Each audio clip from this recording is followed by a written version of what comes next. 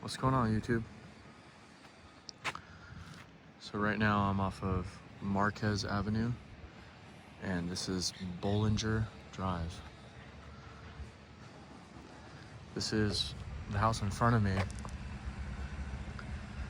16947 Bollinger Drive. This was one of the thumbnails of one of my very first videos about the fire in Pacific Palisades. This was one of my best videos. I had over 13,000 views on that one video alone. And nothing's changed, sadly, for this house. And right across the street, there's a lot for sale. And a soccer net still in the front yard. I don't know what the address is. Let's see. The address is 16948 Bollinger Drive. This property is for sale.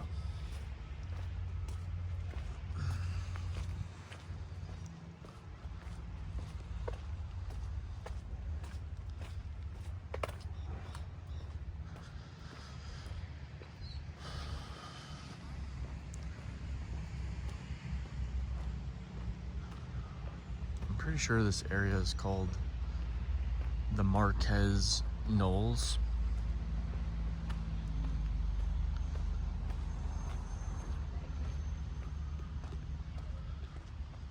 And this area got hit really hard by the fire. I think somewhere along the lines of like 90% of the homes probably got taken out. In other words, if there's 100 houses on a block, probably 90 of them got it, you know? And some of these lots still haven't been picked up. Shame, look at the little pot right there. They should keep that stuff as a reminder. Maybe, maybe not. I don't know.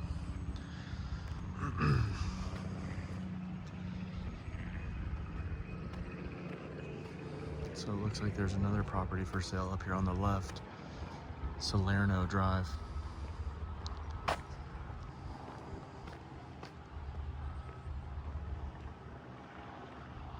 Let's go check it out.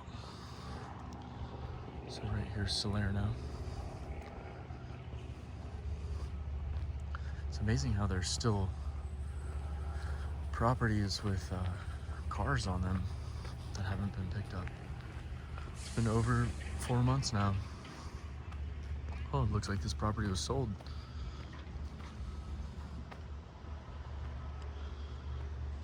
Let's see what the address is.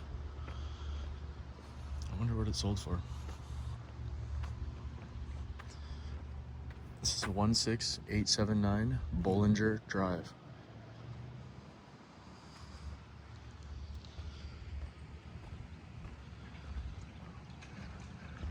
Let's see what the new comp is. She's got one of those old Volkswagen vans. Those are cool.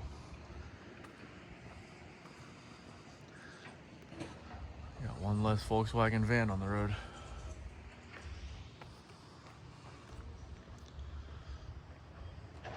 Shame.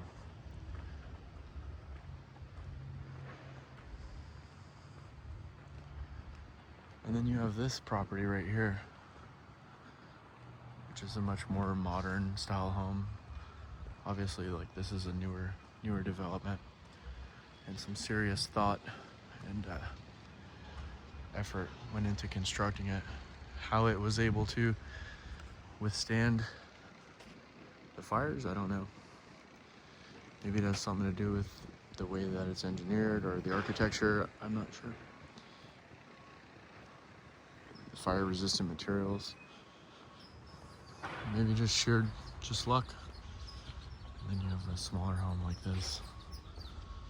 It's been clearly renovated. It's gotta be just random luck, because that house right there is just cooked completely. And then right across the street you have a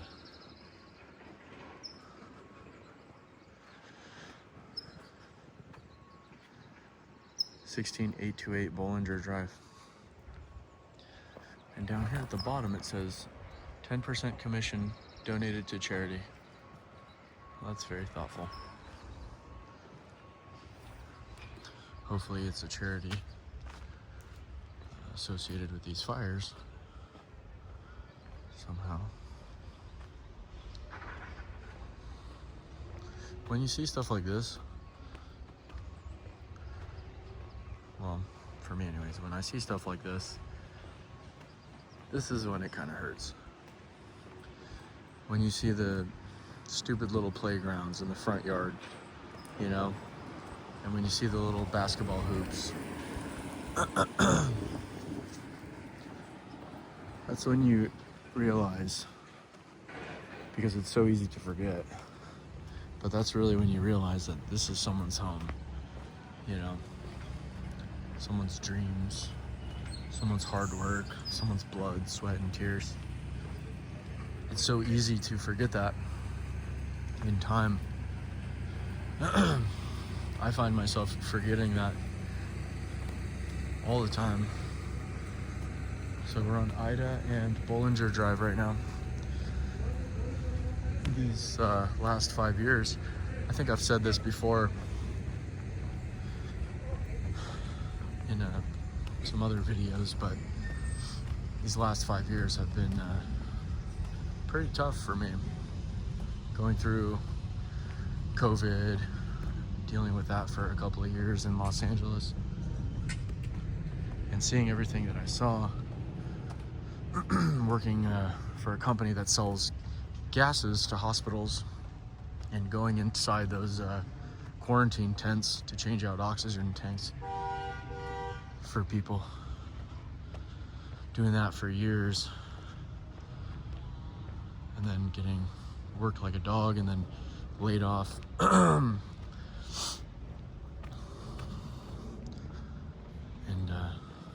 then getting into the construction industry, and now dealing with this. You know, I had a lot of friends, I guess people I called friends, associates really, from the hospitals that I worked with, the security guards and nurses and stuff like that, that actually passed away from it, which was not cool. I don't really have very many people I know who have been impacted by these fires. I live in the valley. I live in Chatsworth, for those of you who were wondering. So here's another property for sale. This is 16755 Bollinger Drive.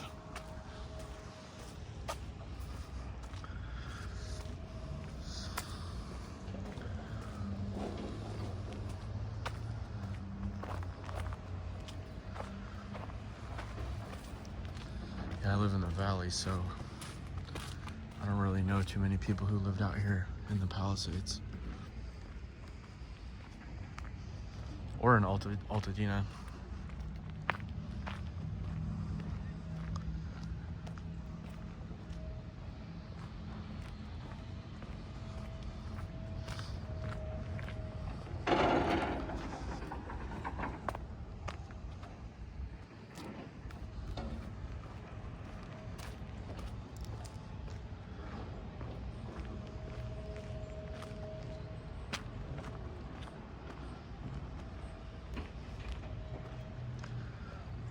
Every once in a while when I'm walking through these neighborhoods, I don't show it on camera, but there are people who approach me, and sometimes they're like upset with what I'm doing. And then there's other people who are really cool, Most of the time, the contractors and construction workers, me walking through these neighborhoods and filming doesn't seem to bother them, but. And then I've had a handful of people come up to me and approach me and tell me that they've seen my videos, which is cool. And most of them are cool, really cool experiences. But it's only happened twice, actually. Both of them were really cool.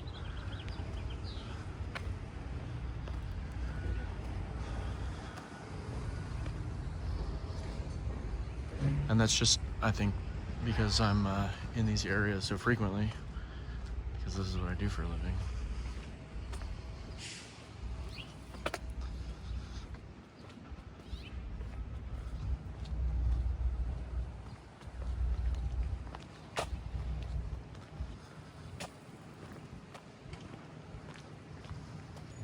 Some people are just pissed off though, and you can tell.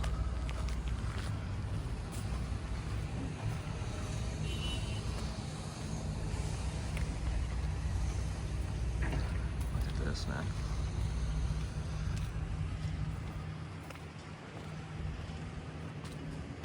Jeez.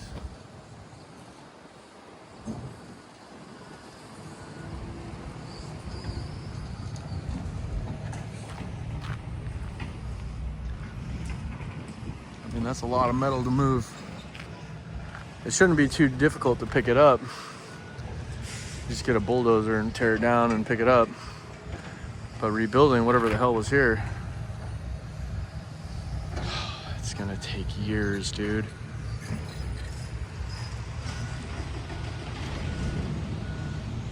It's gonna take so many years to rebuild. I don't know if this was a business or if this was businesses or if it was an apartment complex or if it was office space. I don't know.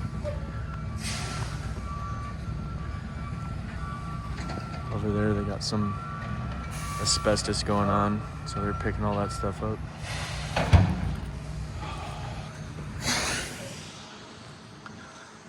Alright, so here I'm coming up on Marquez Avenue.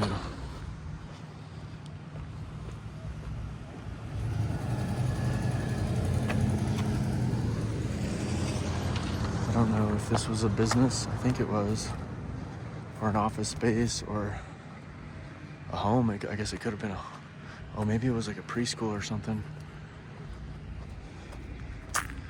They have like little kiddie playground in the back. It sucks. Yeah, it must have been like a daycare or a preschool or something. And then right across the street, these older style homes that look like they've been untouched. Look at this.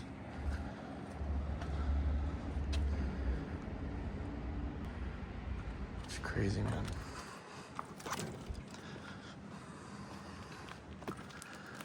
I don't think people really fully understand. It's been over 4 months now and there's still thousands of structures that need to get picked up. Yeah, there are some places or houses where they're throwing up frames. Obviously these people have deep pockets or they had really good quality insurance. But I think people have a tendency to forget that the whole city burned down. Like, there's no schools, there's no libraries, there's no grocery stores, there's no gas stations. Like, everything's gone. The water and power, the utility lines, all this, everything. The local economy has been completely decimated. From people on the bottom of the economic totem pole all the way to the top.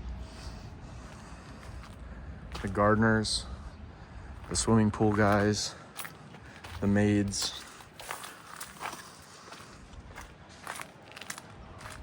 all the way up to doctors, attorneys, actors, and actresses. Like, to insurance mogul kings, you know? Everything's gone. And it's gonna take at least a decade, dude. You can build a house in a couple of years probably, but that's one house. These people are gonna have to rebuild the entire city. And they're gonna have to rebuild in such a way that incentivizes people to come back.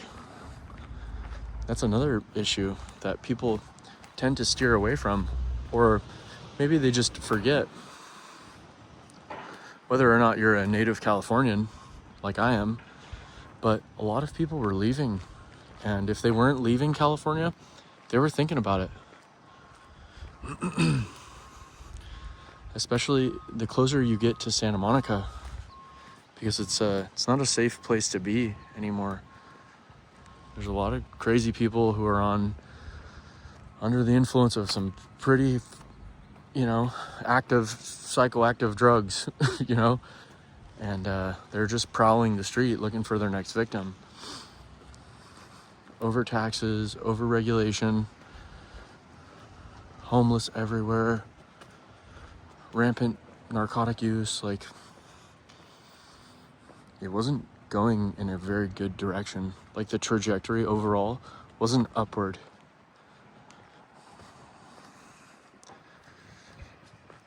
And I know that sounds like a bit pessimistic, but it's true.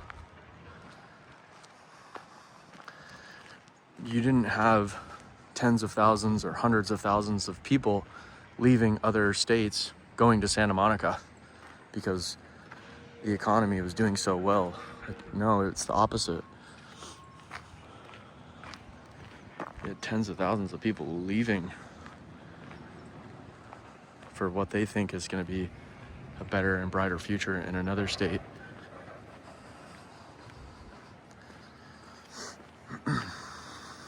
This is really just literally fuel to the Exodus fire.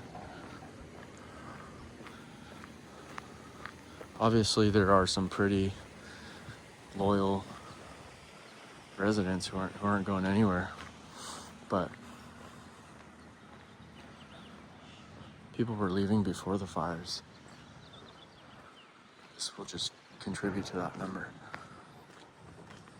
All right, so we're on Ida Street and Edgar Street.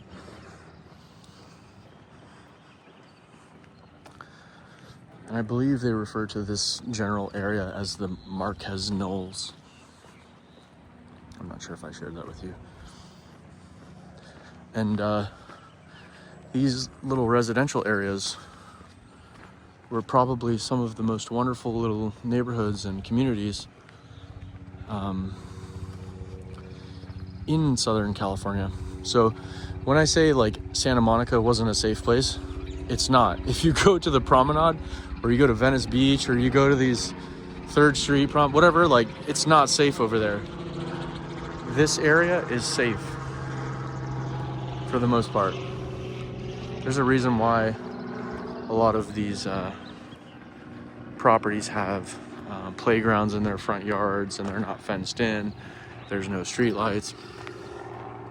Generally speaking, these are some pretty nice communities and everyone knows each other for the most part.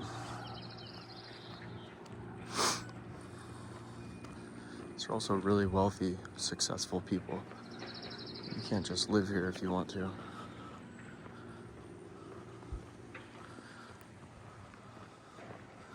What's up, guys? How's it going? How are you? I'm doing good. How are you?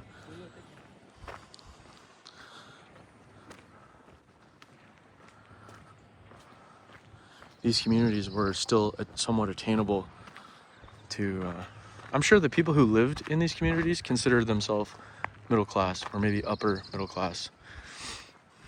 These people aren't making money like the people who live in the gated communities in Calabasas or the gated communities in Brentwood, or I've taken you guys on a drive through the private gated community on that private golf course, Lake Sherwood. Like, those people make so much more money than these people. It's unbelievable. Those are where the billionaires live. These people still make $1 million a year. which is a lot, or maybe a couple $100,000 a year. But it's nothing in comparison to what the people who live inside the Lake Sherwood make. Those people make $100 million a year probably.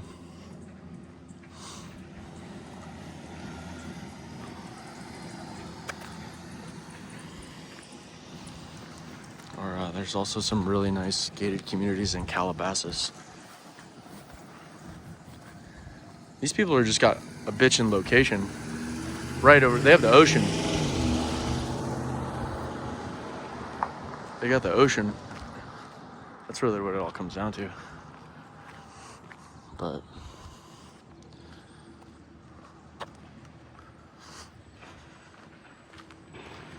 I don't know what they're gonna do now. I haven't seen any homes over here starting the rebuilding process yet. And I've only seen a handful, to be frank. Like all throughout the Palisades.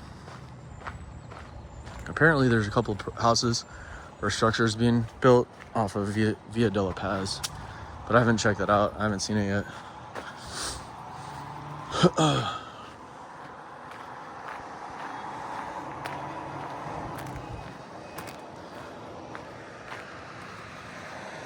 It's starting to get cold out here.